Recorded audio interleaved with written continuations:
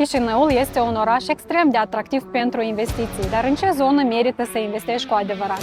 Astăzi suntem în sectorul Ciocana, cel mai popular sector care se află în continuă dezvoltare. Farmacii, bănci, alimentare, cafenele și multe alte genuri de activitate sunt necesare să fie prezente lângă casă.